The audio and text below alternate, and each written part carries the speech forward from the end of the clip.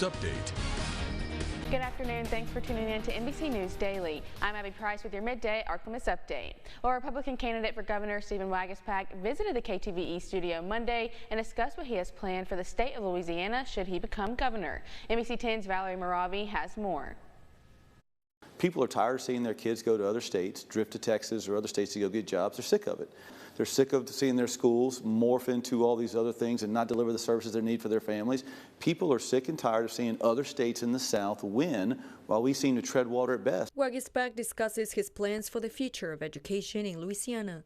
He says it starts with parenting control in our communities. We have to rebuild and stabilize our communities all across Louisiana. That starts with preparing kids for the jobs of today, putting parents in control of their kids' destiny, and giving them the tools to get jobs right here in Louisiana, right here in these communities. Waguespack says lowering taxes and investing in infrastructure are also part of his vision. He says he wants to keep the community safe by reinforcing the police department. We're short on law enforcement across the state. We've lost police in our ranks. We have to restock that pond and get more law enforcement officers on the front lines, on streets. And at a state level, he says he wants to create a Blue Wave program to support local law enforcement wherever there's a crime hotspot. Citizens need to know locals and the state have their back, and they will do whatever they have to do to work as a team to keep communities safe. Tired of the excuses, tired of the loopholes. We're going to fix crime as soon as I get in office. Well, the El Dorado police are investigating two Saturday morning shootings, one of which left a 16-year-old boy dead in the city's first homicide of the year. NBC 10's Scarlett Gully spoke to residents in the community and brings us the latest. Both of those shootings occurred on April 22nd within 1 hour of one another and on the same street. I spoke to residents who say these shootings are out of control and many fear that El Dorado isn't safe anymore.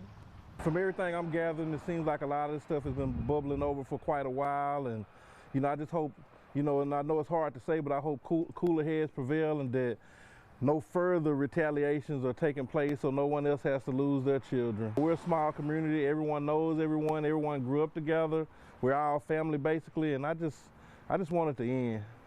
EPD received the first call of shots fired before 8 a.m. at the 1200th block of Mosby Avenue. Upon arrival, officers located a 16-year-old boy shot to death, laying in the backyard along with several shell casings. Around 9:30 a.m., officers received a second call of shots fired at the 500th block of North Mosby. Although no injuries were reported in the second shooting, Councilman Willie McGee says it hurts to see another young child lose a life. It's almost like the Wild Wild West. I consider that. Whatever goes on in this town affects all of us. Or it's this country.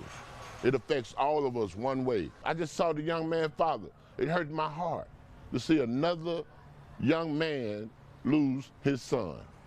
EPD is investigating into whether these two incidents could be connected. We'll keep you updated on air and online at marklamiss.com. Reporting in El Dorado for your Ark-La-Miss news source, I'm Scarlett Gully. And now, Storm Tracker Doppler weather with meteorologist Trey Tonneson. Multiple batches of moisture and chance for showers and thunderstorms over the next few days, the strongest of which will fall into your Wednesday and Thursday. Thankfully for us, most of the moisture has pushed into Wednesday and Thursday rather than seeing a widespread chance on your day today, Tuesday. But as we take a look at your severe weather outlook, you notice two different colors. You notice this green shade here. This is a level 1 out of 5 marginal risk, which is in place for parts of our viewing area for damaging wind potential as well as some excessive rainfall potential over the next 2 days. And then just to the west of our viewing area, this yellow shade is for a level 2 out of 5 slight risk for severe weather development. Thankfully missing the larger area for severe chances over the next couple days, but potential does exist for some damaging winds and maybe some excessive moisture accumulation. As for today, still comfortable, still cloudy, but temperatures into the mid-70s. As we move into the day today and then transition into the night, we'll see temperatures into the upper 50s. Those showers still possible and clouds linger through it all. Into your 7-day forecast, you'll see the majority of moisture into the next 2 days, but after that, we finally start clearing into your weekend, but it'll be brief as our next frontal system pushes its way through here on Saturday morning. And then it looks like we finally started a decent string of days where we'll see sunshine more prevalent than clouds and rain.